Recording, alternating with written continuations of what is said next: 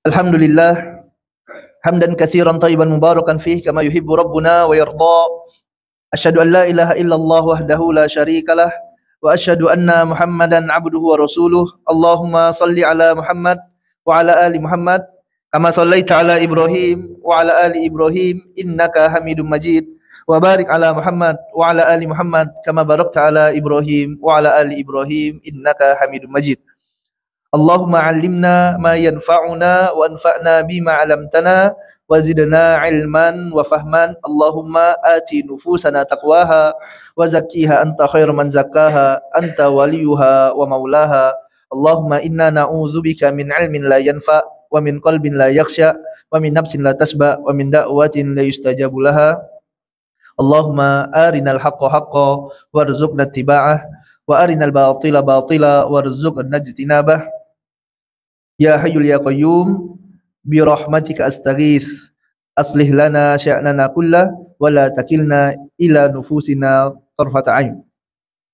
Ikhwan fillah wa akhwat fillah, alhamdulillah, puji dan syukur senantiasa kita panjatkan kepada Allah. Salawat dan salam senantiasa kita curahkan kepada junjungan kita Nabi Muhammad sallallahu alaihi wasallam. Begitu pula kepada keluarga, sahabat dan kepada umat yang istiqomah mengikuti sunnah hingga hari kiamat. Jamaah yang dirahmati Allah, hadanallahu wa iyyakum, semoga Allah Ta'ala memberikan kepada kita semua hidayahnya.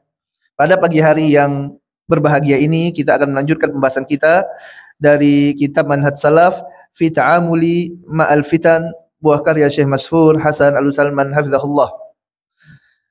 Dan sekarang kita masuk dalam pembahasan Zamanul Fitnati wa makanuha wa nas'atuha wa istidaduha wa akhiruha, yaitu terkait zaman fitnah, tempat fitnah, asal muasal terjadinya fitnah, puncak fitnah dan akhir dari fitnah tersebut.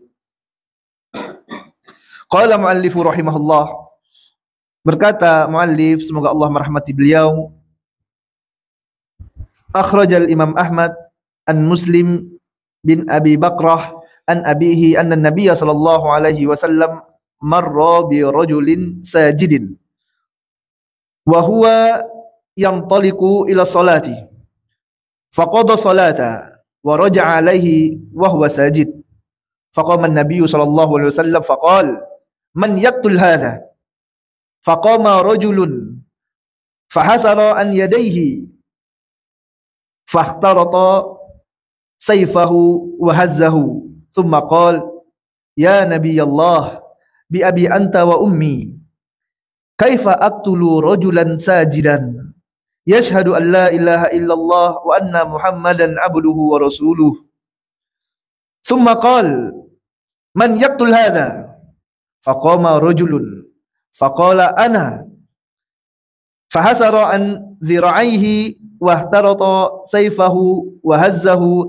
hatta ar'adat yaduhu faqala ya nabiy Allah kaifa aqtulu rajulan sajidan yashhadu an la ilaha illallah wa anna muhammadan abduhu wa rasuluh.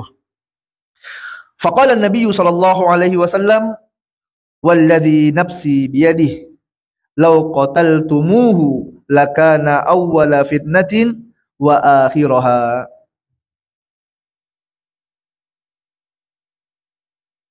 Walil hadithi syahid min hadith Anas nahwahu wa fihi anna rajul al-awwal alladhi qama liqatlihi huwa Abu Bakrin wa thani Umar wa zada faqala Rasulullah sallallahu alaihi wasallam ayyukum yakumu ila hadha fayaqtulahu qala Ali ana qala Rasulullah sallallahu alaihi wasallam anta lahu in adraktahu fadhahaba Ali falam yajidhu faraja'a faqala Rasulullah sallallahu alaihi wasallam aqtalta rajula qala lam adri aina salaka min al-ard faqala Rasulullah sallallahu alaihi wasallam inna hadha awwalu kirnin kharaja min ummati law qataltahu aw qatalahu makhtalafa min ummati ithnan.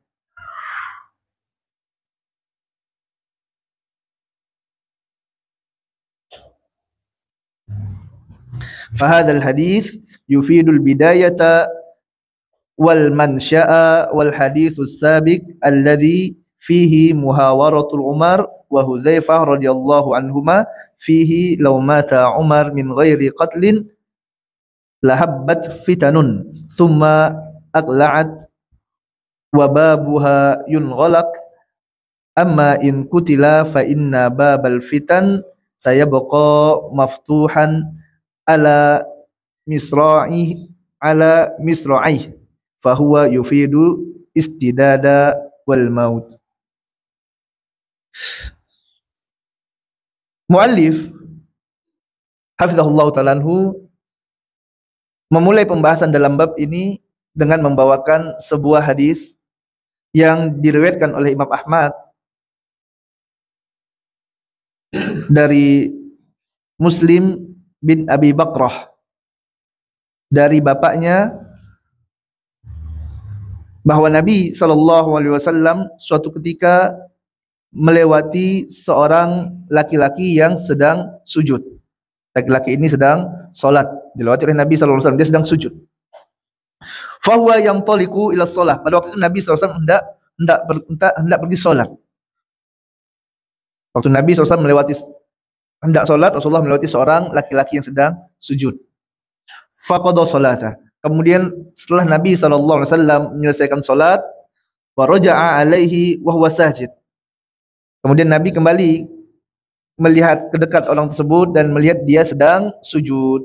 Faqama Nabi SAW faqal, maka Nabi SAW memberikan perintah, man yaqtul hadha.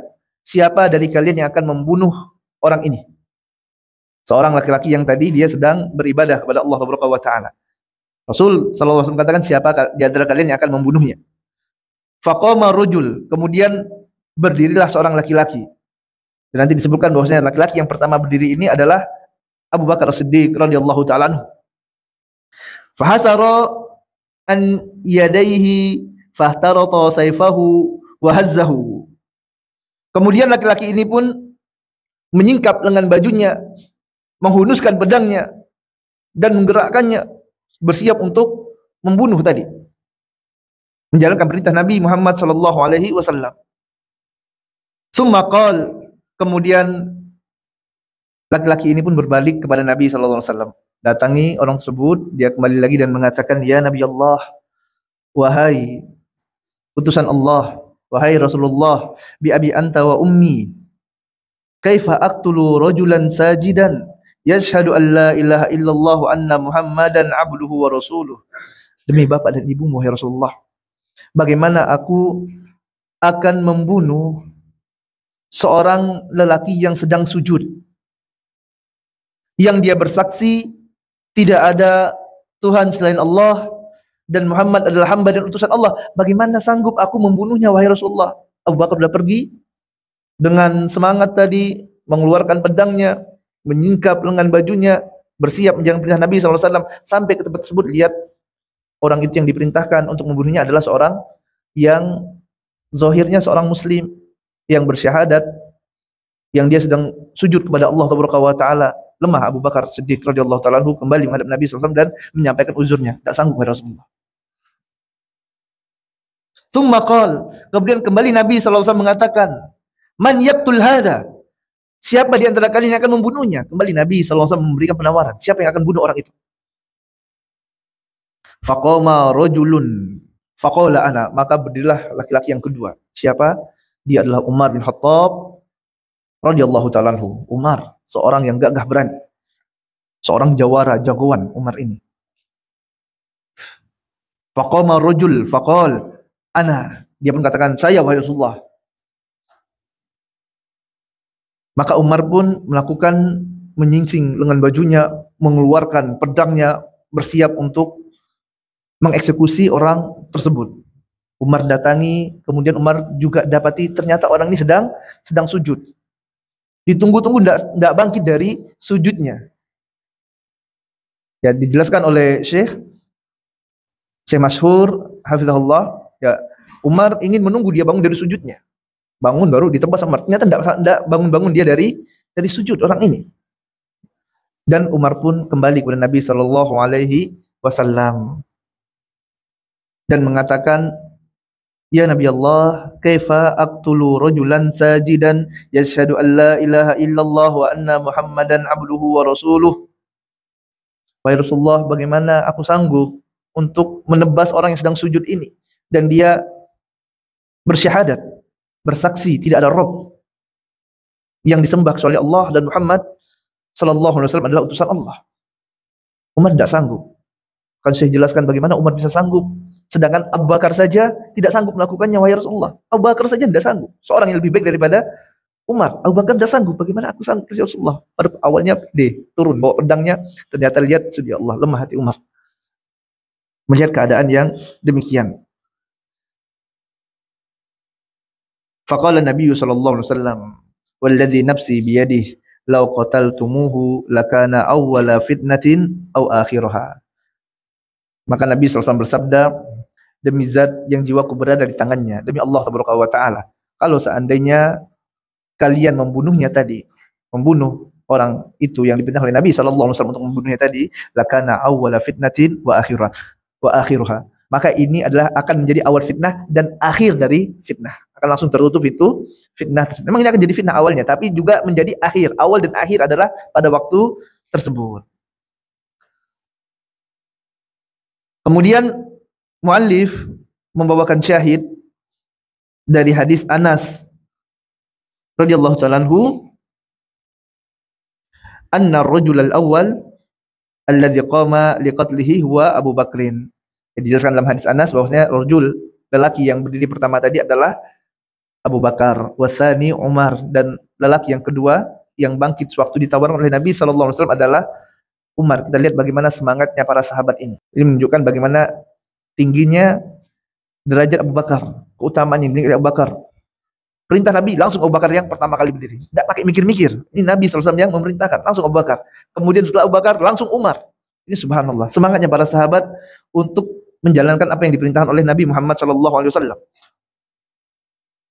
Kemudian dalam riwayat ini disebutkan ada yang ketiganya. Setelah Abu Bakar tidak sanggup melakukan perintah ini, Umar juga tidak sanggup karena melihat orang yang sedang sholat. Orang sedang sholat mau dibunuh Rasulullah, lagi sujud dipenggal kepalanya. Orang ini sedang sujud menghadap Allah Subhanahu wa Ta'ala. Dalam riwayat ini disebutkan ada yang ketiga. Faqala Rasul sallallahu alaihi wasallam, ayyukum yaqumu ila hadza fayaqtulahu, qala Ali ana. Rasulullah tawarkan lagi, siapa yang akan memenggal orang ini? Maka berdiri lelaki yang ketiga, yaitu Ali bin Abi Thalib radhiyallahu taala anhu, seorang pemuda yang gagah berani. Ali bin Abi Thalib terkenal. Ali katakan ana. Qala Rasulullah sallallahu alaihi wasallam, anta lahu in adraktahu. Rasulullah sallallahu alaihi wasallam katakan, engkau yang akan melakukannya apabila engkau mendapatinya. Fadhahaba Ali radhiyallahu ta'ala anhu falam yajidhu. Ali pun pergi membawa pedangnya bersiap untuk mengeksekusi orang ini, akan tapi orang tadi sudah pergi, sudah tidak ada lagi. Sudah pergi dia. Faraja'a faqala Rasul sallallahu alaihi wasallam. Maka Ali pun kembali menghadap Nabi sallallahu alaihi wasallam. Dan Rasul sallallahu alaihi wasallam bersabda, "Aqatalta ar-rajul? Apakah engkau telah bunuh lelaki tadi wahai Ali?" Qal, maka Ali bin Abi Thalib radhiyallahu ta'ala mengatakan, lam adri aina salaka minal ard. Aku tidak tahu ya Rasulullah kemana dia telah perginya. Sudah pergi kemana orang tadi? Sudah hilang gitu ya. Faqala Rasulullah sallallahu alaihi wasallam, inna hadza awwalu kirnin kharaja min ummati. Law qataltahu aw qatalahu makhtalafa min ummati isnan. Kemudian Nabi sallallahu alaihi wasallam mengatakan, ini adalah awal dari kirnin. Kirnin yakni muqawimul laka fi ayyi syai'in kana. Seorang yang menentangmu dari segala arah. Itu kirnin. Ini adalah awal dari penentangan. Seorang yang menentang Nabi SAW, kharaja min ummati, yang dikeluarkan dari umatku, kata Nabi SAW. Ini awal penentang, ini orang ini nih. Yang awal menentang dari umat Nabi SAW. Lau qataltahu, kalau seandainya engkau membunuhnya, au qatalahu, ataupun dia dibunuh, makhtalafa min ummati isnani, maka tidak akan terjadi ikhtilaf, tidak akan terjadi perpecahan antara umatku, hatta antara dua orang sekalipun tidak akan berselisih. Tidak akan terjadi perselisihan antara dua orang dari umat Nabi Muhammad SAW ini. Fahada al-hadith yufidu bidayata wal mansya'a, dan hadis ini kata muallif menunjukkan al-bidayah wal mansya'a. Al-bidayah yakni awal, menunjukkan awal dan asal muasal terjadinya fitnah. Adapun hadis as-sabiq yang sebelumnya, alladzi fihi muhawaratu Umar wal Hudzaifah radhiyallahu ta'ala anhuma, yang terdapat khiwar, percakapan antara Umar dan Hudzaifah, semoga Allah taala meridhoi mereka. Fihi law mata Umar min ghairi qatlin lahabbat fitanun thumma aqla'at wa babuha yunghalaq, yaitu disebutkan seandainya Umar wafat bukan karena dibunuh, seandainya Umar meninggal bukan karena dibunuh, maka fitnah akan datang, akan tapi dia akan reda setelah itu, dan pintunya akan tertutup kalau seandainya Umar ini meninggalnya bukan karena dibunuh. Kan tapi Allah Ta'ala takdirkan Umar mati, wafat, meninggal dunia dengan cara dibunuh. Fa inna babal fitani sayabqa maftuhan ala misra'aihi, maka jadilah pintu dari pintu-pintu fitnah itu terbuka dengan lebar. Fa huwa yufidu istidada wal maut, dan menunjukkan betapa syadidnya istidad, betapa hebatnya, betapa dahsyatnya fitnah tersebut, wal maut, dan bagaimana gelombang fitnah ini, bagaimana gelombang yang besar dari fitnah tersebut yang tidak bisa terbendung lagi setelah kematian Umar bin Khattab radhiyallahu taala anhu. Jamaah rahmat Allah taala, hadanallahu wa iyyakum. Semoga Allah taala berikan hidayah bagi ana dan antum semuanya, dan semoga Allah taala selamatkan kita semua dari gelombang fitnah. Dalam hadis ini Nabi SAW mengabarkan tentang lelaki yang dia merupakan sumber fitnah tadi. Dan ini bukan sekedar prasangka, bukan hanya perkiraan, akan tapi Nabi SAW mengetahuinya dari wahyu yang Allah Ta'ala turunkan kepada beliau SAW. Ya, Rasulullah adalah utusan Allah, mendapatkan wahyu dari Allah Ta'ala. Allah kabarkan melalui pentara malaikat pada nabinya sallallahu alaihi wasallam bahwasanya ini orang merupakan sumber fitnah nantinya. Jadi bukan karena persangka, bukan. Dan Nabi sallallahu alaihi wasallam tidak membunuh lelaki ini langsung dengan tangannya, dijelaskan oleh para ulama. Kenapa? Hal ini dikarenakan Nabi khawatir akan timbul fitnah. Akan timbul fitnah. Sebagaimana Nabi SAW tidak membunuh orang-orang munafik. Karena nanti akan muncul statement, tuh lihat, Muhammad SAW membunuh sahabatnya sendiri. Nanti dijelaskan dalam hadis. Dan orang-orang ini tadi ya adalah orang yang sholat, dia sholat. Maka akan muncul nanti statement tidak, makanya Nabi SAW tidak lakukan. Apalagi tadi orang ini menampakkan keislaman. Ya, makanya di sini juga menjadi pelajaran bagi kita semuanya untuk tidak sembarang bertindak, tidak sembarangan mengikuti hawa nafsu. Jangan malah kita menjadi sumber fitnah bagi manusia. Kemudian yang kedua, pelajaran yang dapat kita ambil adalah bagaimana ketaatan para sahabat kepada perintah Nabi SAW. Kita lihat bagaimana Abu Bakar As-Siddiq radhiyallahu ta'ala anhu, yang waktu ditawarkan langsung angkat tangannya tanpa banyak pikir-pikir lagi, tanpa banyak pertimbangan. Oh, ini perintah dari Nabi, langsung Abu Bakar mengajukan dirinya untuk mengerjakan. Kemudian bagaimana Umar setelah Abu Bakar, kemudian Ali bin Abi Thalib, para sahabat-sahabat yang terkenal dengan ketaatannya, dengan cintanya kepada Nabi Muhammad SAW. Kemudian bersama dengan itu bagaimana takutnya para sahabat dalam bertindak kehati-hatian mereka dalam bertindak, tidak sembarangan bunuh kaum muslimin, tidak sembarangan menumpahkan darah kaum muslimin. Kenapa? Karena mereka mengetahui Nabi SAW mengatakan bahwasanya seorang muslim itu terjaga darahnya, terjaga hartanya, terjaga kehormatannya.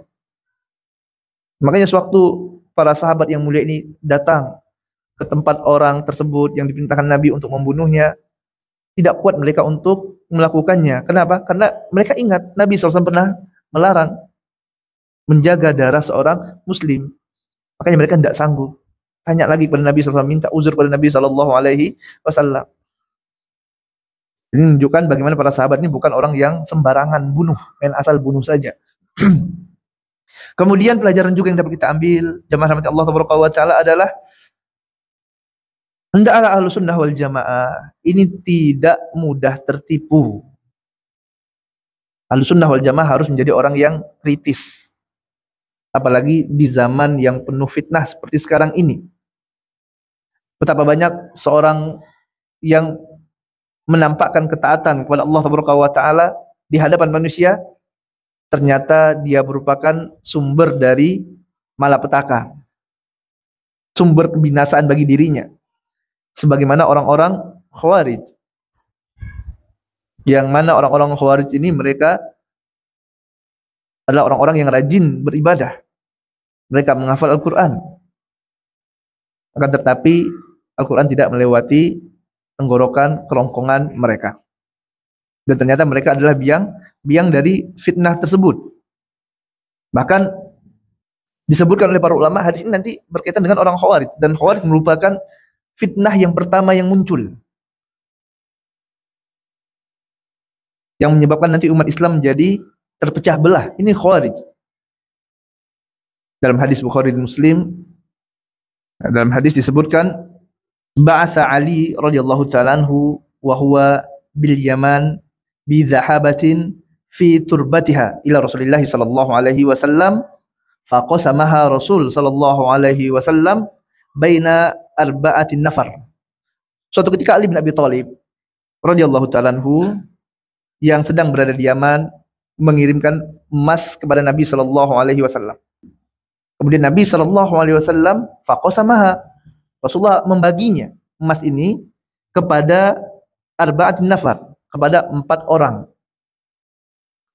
Al-Aqra bin Habis Al-Hanzali wa Uyainah bin Badrin Al-Fazari wa Alqamah bin Ulathah Al-Amiri summa ahadun bani Kilab wa Zaidul Khair At-Ta'i summa ahadu bani Nabhan. 4 orang ini yang dibagikan emas tersebut, diberikan oleh Nabi SAW.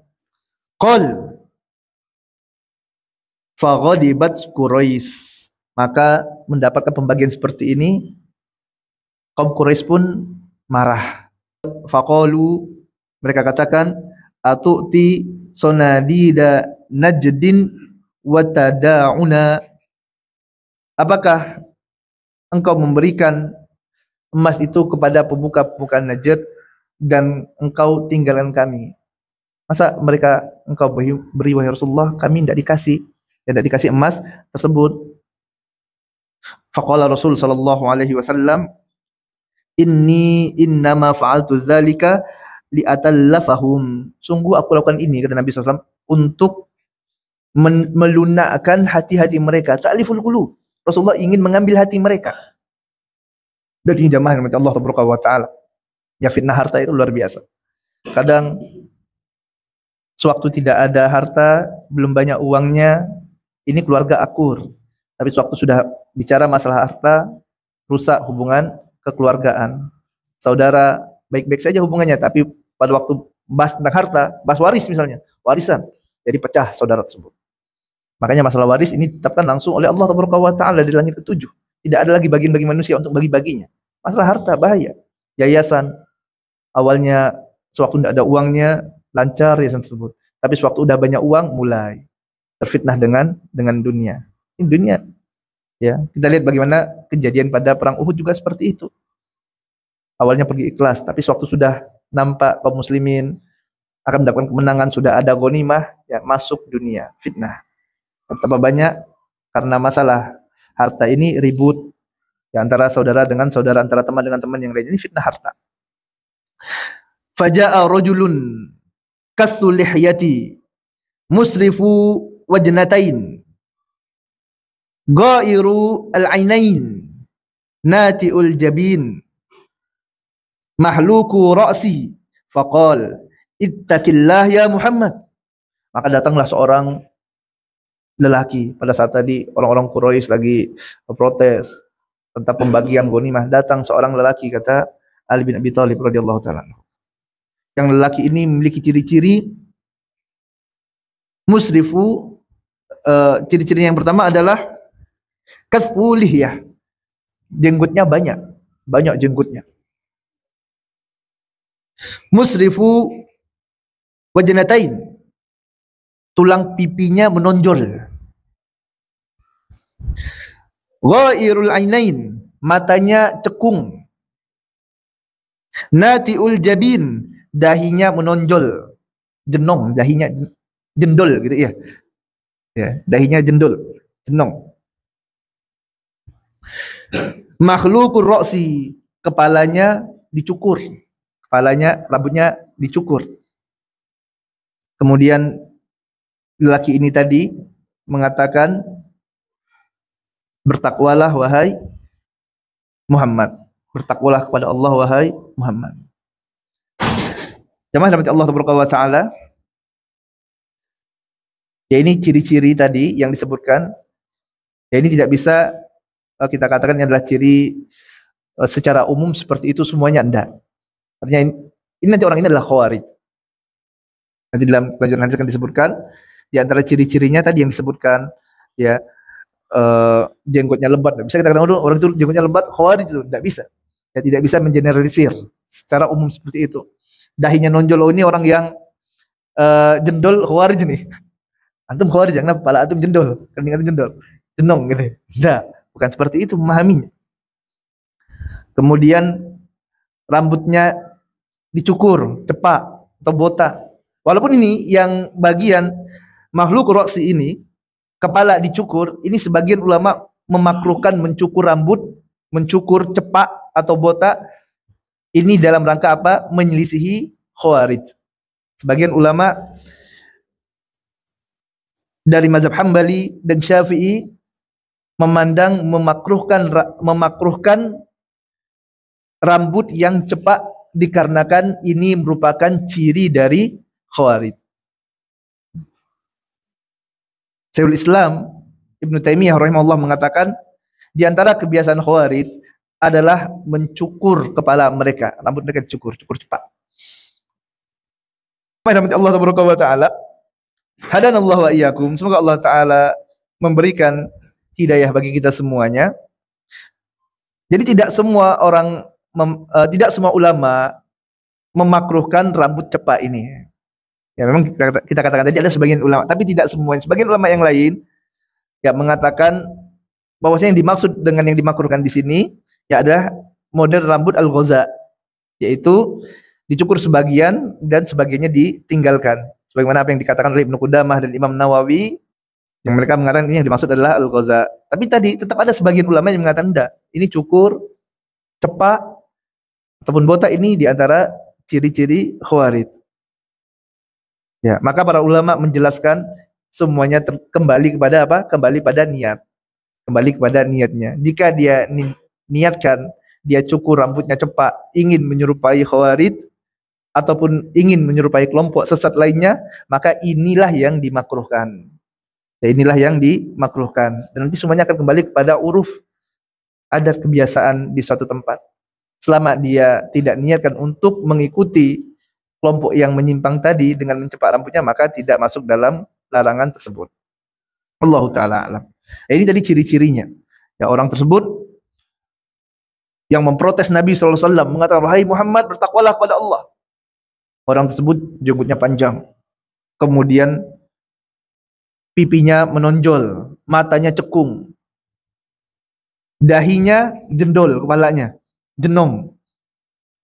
Kemudian rambutnya cepak. Laki ini mengatakan, Ittaqillah ya Muhammad. Bertakwalah kepada Allah wahai Muhammad. Faqala Nabi sallallahu alaihi wasallam. Faqala Rasulullah sallallahu alaihi wasallam. Faman yuti'illaha in asaituhu aya'manuni ala ahlil ardi wala ta'manuni. Maka Nabi SAW mengatakan, siapa lagi yang akan mentaati Allah Subhanahu wa taala jika aku saja engkau katai mendurhakai Allah. Ini Nabi Muhammad SAW, sayyidu bani Adam. Rasulullah SAW adalah manusia terbaik, Nabi terbaik, Rasul terbaik, sayyidu bani Adam. Kalau Nabi saja dikatakannya tidak bertakwa, lalu siapa lagi orang yang lebih bertakwa dari Nabi SAW? Allah saja yang di langit mempercayai Nabi SAW untuk membawa risalah. Lalu bagaimana kalian tidak mempercayai Nabi SAW? Diminta Nabi berlaku adil. Berlaku adil lah. Allah saja percaya pada Nabi SAW membawa risalah yang sangat penting ini. Bawa risalah Islam. Amanah Nabi SAW disampaikan oleh Nabi SAW. Lalu bisa-bisanya antum katakan Nabi tidak adil. Ya, subhanallah. Qal thumma adbara ar-rajul fasta'dzana rajulun minal qaumi fi qatlihi yurawna annahu Khalid bin Walid. Kemudian laki-laki itu pun pergi. Habis dia protes pada Nabi SAW, mengatakan, meminta Nabi untuk bertakwa kepada Allah dan Rasulullah, berlaku adil. Dia pun langsung pergi. Maka berdirilah seseorang meminta izin, wahai Rasulullah. Minta izin untuk apa? Untuk memenggal kepala orang ini. Udah kurang ajar kepada utusan Allah Taala. Minta izin untuk memenggal orang ini. Siapa? Dia adalah Khalid bin Walid radhiyallahu taala anhu. Faqal Rasul sallallahu alaihi wasallam, maka Nabi sallallahu alaihi wasallam bersabda, inna min di hadza qauman yaqra'una al-Qur'an la yujawizu hanajirahum yaqtuluna ahlal Islam wa yad'una ahlal awsan yamrukuna minal Islam kama yamrukus sahmu minar ramiyah. Nabi sallallahu alaihi wasallam mengatakan, dari orang ini akan muncul anak keturunan orang ini tadi yang memerintahkan kepada Nabi untuk berlaku adil, yang memprotes Nabi SAW. Dari orang ini akan muncul anak keturunan yaqra'una al-Qur'an la yujawizu hanajirahum, yang mereka membaca Al-Qur'an, baca Quran, akan tapi Al-Qur'an tidak melewati tenggorokan mereka. Kemudian Rasul juga sifati dari anak keturunan orang ini, yaqtuluna ahlal Islam wa yad'una ahlal awsan. Mereka kejam kepada kaum muslimin. Orang-orang muslim dibunuh sama mereka, sama anak keturunan orang ini tadi. Orang-orang Islam dibunuh, akan tetapi ahlal awsan mereka tinggalkan. Orang-orang kafir, orang-orang yang menyembah patung-patung dia tinggalkan. Tidak peduli, tapi garang dengan kaum muslimin, garang luar biasa. Haus darah kaum muslimin. Yamrukuna minal Islam kama yamrukus sahmu minar ramiyah. Mereka keluar dari agama Islam sebagaimana anak panah keluar dari busurnya. Ini jamaah rahmat Allah Subhanahu wa taala. Kemudian di akhir hadis, ya hadis yang diriwayatkan Imam Bukhari dan Muslim ini, di akhir hadis Nabi SAW mengatakan, la in adraktuhum la aqtulannahum qatla adin. Kalau seandainya aku menjumpai mereka, kata Nabi SAW, akan aku binasakan mereka, akan aku bunuh mereka sebagaimana dibinasakannya kaum Ad. Hadis diriwayatkan Imam Bukhari nomor 4361, Muslim nomor 1064. Ini adalah firqah Khawarij. Firqah yang tidak ada firqah lain yang Nabi SAW berikan peringatan tentang bahayanya melebihi Khawarij ini. Bahkan Rasulullah SAW mensifati mereka dengan kilabu ahlun nar, anjing-anjing neraka. Bahkan Nabi SAW ingin membunuh mereka sebagaimana dibinasakannya kaum Ad. Ini menunjukkan tentang apa? Tentang bagaimana fitnah Khawarij ini fitnah yang sangat berbahaya, dan mereka adalah orang-orang yang tanpa taat, membaca Al-Quran, ibadahnya luar biasa, Dan riwayat lain dari Abu Sa'id Al-Khudri. Hadis riwayat Bukhari nomor 3610.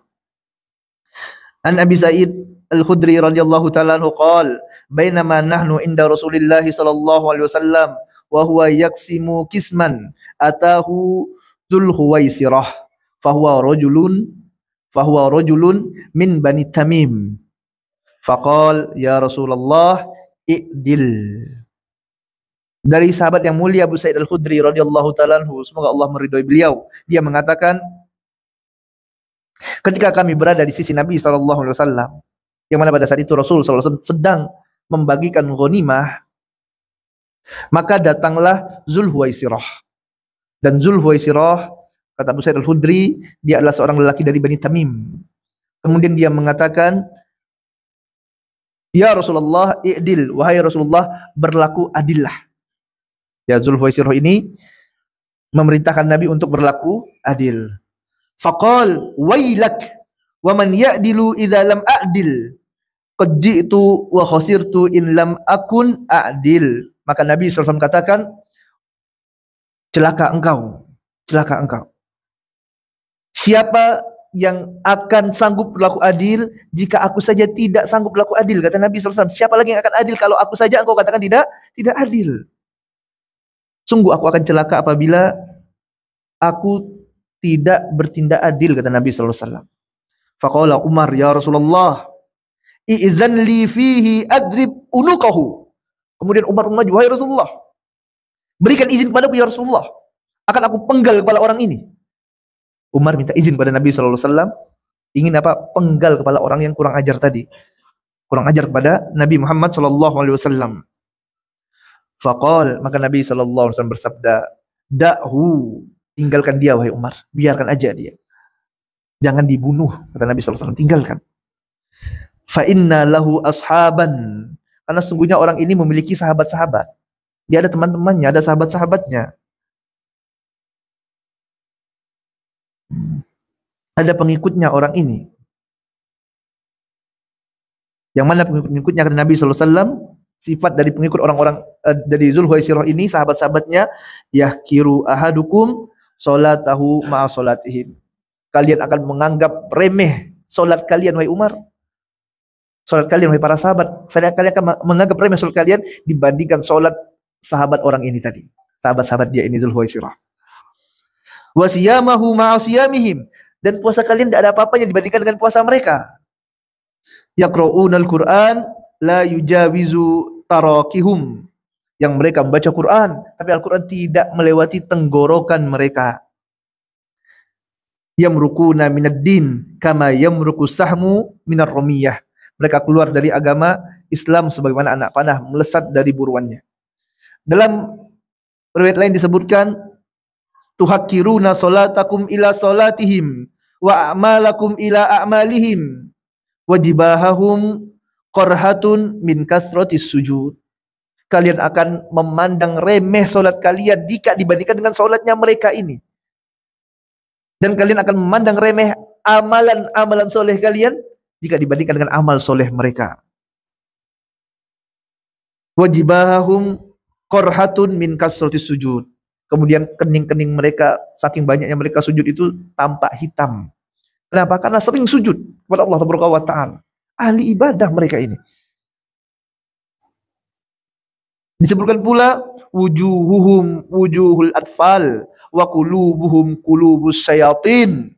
Wajah mereka seperti wajah anak-anak, imut wajah mereka, tapi hati mereka bagaikan hati-hati syaitan. Ini khawarij jamaah rahmati Allah Subhanahu wa ta'ala. Yang bagaimana manusia tidak tertipu dengan fitnah mereka. Wajahnya imut.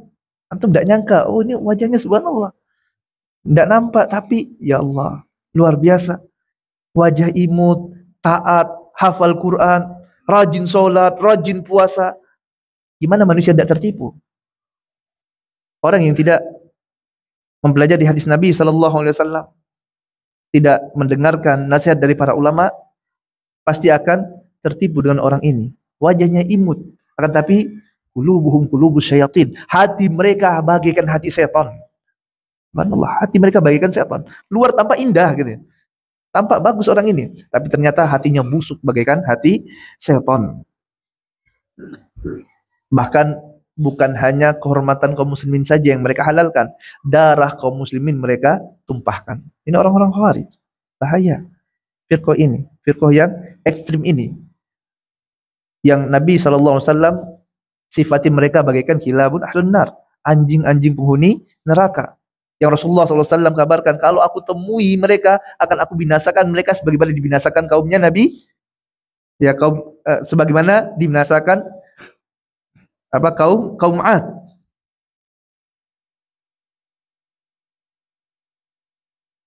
Yang Nabi ingin binasakan mereka sebagaimana dibinasakannya kaum Ad. Ya, tidak ada, para ulama jelaskan tidak ada firqah yang lebih diingatkan Nabi SAW daripada firqah Khawarij. Bahayanya mereka.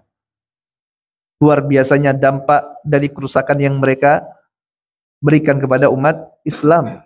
Mereka haus darah kaum muslimin, tapi orang-orang kafir mereka biarkan. Ya, ini orang-orang Khawarij. Manusia kalau tidak mempelajari agama Allah Taala dengan benar, mereka tidak akan sadar. Mereka akan tertipu. Taunya, oh ini orang baik, ini kan hafiz Quran, hafal Quran. Orang itu rajin sholat. Lihat tuh, jidatnya hitam. Orang soleh tuh. Tapi tidak tahu bagaimana akidahnya, bagaimana manhajnya, bagaimana pemikiran yang rusak yang ada pada dirinya. Sehingga banyak manusia tertipu ya dengan mereka. Ini Khawarij, jamaah rahmati Allah Taala. Inilah awal fitnah yang nanti disebutkan. Fitnah ini muncul dari Irak ya awalnya. Ini awal fitnah tadi. Tsumma qala muallif hafizahullah, amma nihayatu faqad ushira ilaiha fi tariqil akhirati min hadithi Anas al-musyari ilaihi fi hadithi rajul alladhi urida qadduh wa fihi law qutila al-yawma makhtalafa rajulani min ummati hatta yakhrujad dajjal. Wa jaa tasrihu fi hadis akhar sahih annal fitana jami'aha ma suni'at wujidat illa li fitnatid dajjal. Setelah beliau menjelaskan awal dari fitnah, kemudian muallif hafizahullah menjelaskan akhir dari fitnah. Akhir dari fitnah, kata beliau hafizahullah, adalah sebagaimana apa yang telah disampaikan dalam hadis Anas tadi yang telah kita sebutkan tentang lelaki yang diperintahkan Nabi SAW untuk dibunuh tadi. Kemudian disebutkan oleh Nabi SAW, lau qutilal yauma makhtalafa rajulani min ummati. Kalau seandainya laki-laki ini dibunuh, maka tidak akan ada perselisihan yang terjadi dalam umatku.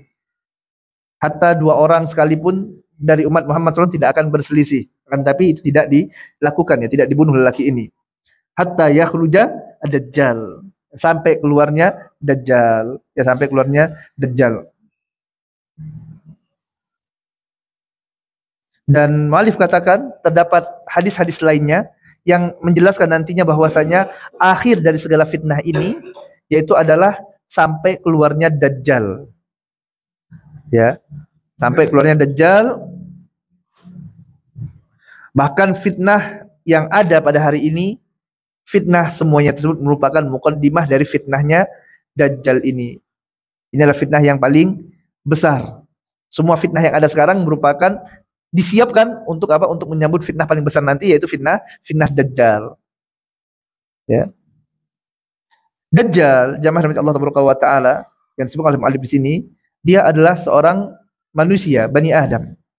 Dajjal itu adalah manusia dari keturunan Adam, dia bukan jin sebagaimana disebutkan dalam banyak hadis.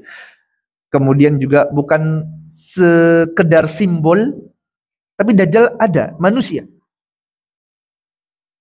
Yang dia nanti akan keluar menjelang hari kiamat, kiamat kubra. Dajjal merupakan ujian yang paling besar, puncak fitnah yang akan menimpa umat manusia.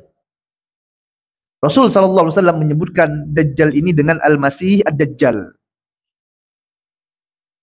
Disebutkan bahwasanya Dajjal ini adalah seorang laki-laki yang pendek, berkaki bengkok, rambutnya keriting, kemudian buta sebelah matanya. Yang mana Nabi SAW dalam hadis riwayat Abu Daud menyebutkan, fa in ulbisa alaikum fa'lamu anna rabbakum laisa bi'awar. Jika kalian merasa bingung ciri-ciri Dajjal, bingung tentang Dajjal ini, maka ketahuilah bahwasanya Rabb kalian, Tuhan kalian, laisa bi'awar. Tuhan kalian itu tidak picek matanya. Tuhan kalian itu tidak buta. Dajjal ini buta sebelah matanya. Kalau bingung tadi, banyak ciri-cirinya disebutkan. Ya, kaki bengkok, rambut keriting gitu ya. Laki-laki yang pendek, dia laki-laki Dajjal ini. Banyak. Kemudian matanya picek, nanti ada tulisan kafara. Ya, di jidatnya kafir. Kalau kalian bingung, kata Nabi, kalian bingung dengan ciri-cirinya tadi, maka fa'lamu, ketahuilah, anna rabbakum laisa bi'awar. Ketahuilah bahwasanya Rabb kalian Allah itu tidak picek, tidak buta sebelah matanya. Kalau ada orang buta sebelah matanya ngaku Tuhan, itu Dajjal itu. Karena apa? Tuhan kalian tidak buta. Jamaah rahmat Allah subhanahu wa ta'ala. Rabb kita tidak buta. Ya, ini yang dijelaskan oleh Nabi SAW dalam hadis riwayat Abu Daud. Dajjal ini nantinya dia akan mengaku sebagai Tuhan. Kemudian dia akan hidup di bumi selama 40 hari. Sebagaimana dalam hadis riwayat Muslim. Hari pertama bagaikan setahun, kemudian selanjutnya bagaikan sebulan, ketiganya bagaikan sepekan, dan sisanya seperti hari-hari biasa. Dan Dajjal diberikan kemampuan oleh Allah Taala, dijadikan fitnah oleh Allah Taala untuk menipu manusia. Memiliki keajaiban-keajaiban. Di antara fitnah Dajjal ini adalah Dajjal itu memiliki surganya sendiri, nerakanya sendiri. Ada surga dan neraka Dajjal ini. Dalam hadis riwayat Muslim nomor 2943, Rasulullah SAW mengatakan, sungguh aku mengetahui apa yang ada bersama Dajjal. Ma'ahu nahrani yajriyani. Sungguhnya bersama Dajjal itu ada dua sungai yang mengalir. Nahrani yajriyani. Dua sungai yang mengalir, kata Nabi SAW. Bersama Dajjal itu ada dua sungai yang mengalir. Salah satunya secara zahir tampak berupa air putih. Dan yang lainnya secara zahir, secara kasat mata, tampak berupa api yang bergejolak. Dia Dajjalnya dua sungai. Sungai satu adalah sungai air yang putih, yang nampak menyejukkan. Satunya sungainya adalah berupa api yang bergejolak.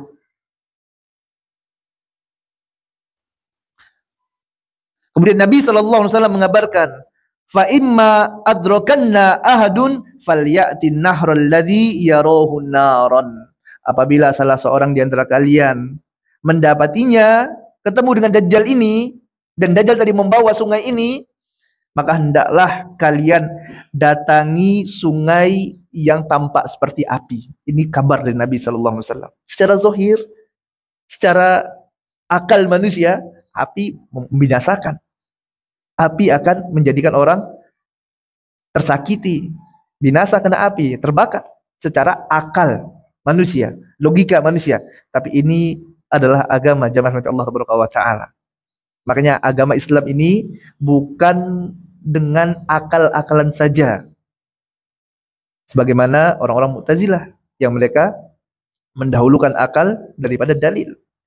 Kaum muslimin adalah mereka yang beriman kepada Allah, beriman kepada Nabi SAW, yang mempercayai apa yang datang dari Nabi SAW dan mengikuti perintah Nabi SAW. Rasul kabarkan, kalau kalian dapat Dajjal dibawa surganya, bawa nerakanya, ada dua sungai, diperintahkan kalian untuk masuk ke apa? Masuk kepada sungai yang ada apinya. Dan Nabi, wa ma yantiqu anil hawa in huwa illa wahyu yuha, tidak berbicara dengan hawa nafsunya, akan tetapi wahyu yang Allah Ta'ala berikan. Dan betapa banyak perkara yang kita anggap itu kebaikan ternyata keburukan. Perkara yang kita anggap keburukan ternyata kebaikan. Ini contohnya. Orang mandang ini keburukan nih, api membinasakan, terbakar kita, sakit kita. Tapi Rasul perintahkan masuk di api tersebut. Dan datang dari Allah Taala, maka yakin kita ini kebaikan. Masuk ke dalam api tersebut, kata Nabi SAW. Wal yughammid, lalu pejamkan mata kalian. Summal yuta'ti'u ra'sahu, kemudian tundukkan kepala kalian, masuk dalam api itu. Ya, tundukkan kepala kalian, pejamkan mata kalian, fayasroba minhu, dan minumlah dari airnya. Fa innahu ma'un baridun, karena sesungguhnya air itu adalah air yang dingin. Subhanallah. Jamaah rahmati Allah taala. Seorang yang tidak membaca hadis Nabi SAW, maka dia tidak akan mengetahui ini. Antum tidak akan dapati selain dari kabar yang sampai disampaikan oleh utusan Allah dari Nabi Muhammad SAW. Minum airnya kata Nabi SAW, karena itu adalah air yang dingin. Ya, ini subhanallah. Makanya ini penting bagi kita untuk ikut sunnah Nabi Muhammad SAW. Walaupun terkadang perkara itu secara zahirnya adalah sesuatu yang menyakitkan kita, tapi ketahuilah dan yakinlah itu hakikatnya adalah kebaikan untuk kita. Ya sama kasusnya seperti ini. Sungai api sama sungai air. Secara zahir api yang mendasarkan kita, air yang enak, tapi Nabi perintahkan ikut masuk ke dalam api tadi. Maka kita katakan sami'na wa ata'na. Wa ma atakumur rasulu fakhudhu wa ma nahakum anhu fantahu. Ikut perintah Nabi SAW, ikuti sunnah Nabi SAW, pasti kita akan selamat dari fitnah Dajjal. Mau selamat dari fitnah Dajjal gimana? Apakah antum harus pintar ilmu dunia? Tidak, harus faham agama Allah Taala. Selamat dari berbagai macam fitnah tadi. Dan Dajjal, jamaah rahmat Allah Taala, tadi disebutkan seorang yang buta sebelah matanya, di atasnya terdapat daging yang tebal, dan tertulis di antara kedua matanya tadi tulisan kafir, yang tulisan ini dapat dibaca oleh setiap orang mukmin, baik yang bisa membaca ataupun yang tidak. Di antara fitnah Dajjal juga, dia akan berkata kepada manusia, bagaimana pendapatmu apabila aku dapat membangkitkan ayah dan ibumu yang telah meninggal dunia? Nanti ini fitnah Dajjal. Selain tadi Dajjal memiliki surga dan nerakanya sendiri, ada juga fitnah Dajjal, yaitu dia bisa membangkitkan dalam tanda kutip, ya, membangkitkan, menghidupkan kembali dalam tanda kutip orang yang telah mati. Nanti Dajjal datang memfitnah seseorang. Dajjal katakan, percaya enggak aku ini Tuhan? Kata Dajjal. Enggak, kata orang itu. Ya. Lalu bagaimana pendapatmu kalau aku bisa menghidupkan ayah dan ibumu yang telah meninggal? Wih, subhanallah, ya, luar biasa. Ini udah luar biasa sekali gitu kan ya. Dajjal berkata kepada manusia, bagaimana pendapatmu jika aku dapat membangkitkan ayah dan ibumu yang telah mati? Ayah dan ibu seorang yang sangat dicintai oleh manusia. Siapa yang tidak cinta ayah dan ibunya yang telah meninggal dunia? Udah kangen benar sama kedua orang tuanya. Dajjal menjanjikan bisa menghidupkan kembali. Kemudian Dajjal katakan, apakah kamu akan bersaksi bahwasanya aku adalah Tuhanmu?